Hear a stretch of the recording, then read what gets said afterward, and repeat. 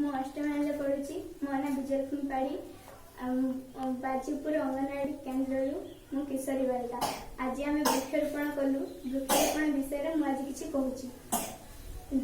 ଜଳବାୟୁ ପରିବର୍ତ୍ତନ ଯୋଗେ ପୃଥିବୀର ବିପତ୍ତି ବଢୁଛି। ଏହାର ପ୍ରଭାବରେ ଅତ୍ୟଧିକ ଗରମ ହେବା, ବନ୍ୟା, ବାତ୍ୟା ଓ ମରୁଡ଼ି ଭଳି ବିପତ୍ତି ଆସୁଛି। ଜଳବାୟୁ ପରିବର୍ତ୍ତନ ପିଲାମାନଙ୍କୁ ମଧ୍ୟ ପ୍ରଭାବିତ କରୁଛି। ପରିବାରରେ ରୋଜଗାର କମିଗଲେ ପ୍ରାକୃତିକ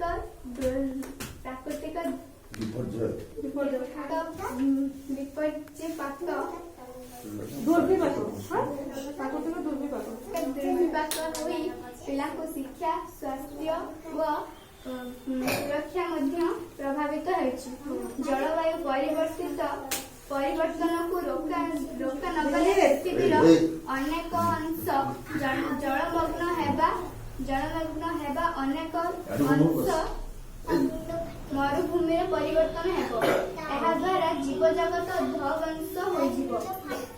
ପୃଥିବୀ ଓ ଆମ ପରିବେଶକୁ ଧ୍ୱଂସ ପୃଥିବୀରୁ ରକ୍ଷା କରିବା ଆମ ନାଗରିକ ଦାୟିତ୍ୱ। ଧୀରେ ଧୀରେ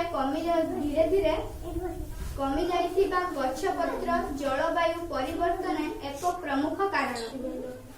ଏଣୁ ଆଜି ଆମେ ସମସ୍ତେ ଗଛଟିଏ ଲଗାଇ ଜଳବାୟୁ ପରିବର୍ତ୍ତନକୁ ରୋକିବାର ଏକ ପ୍ରୟାସ କରିବା।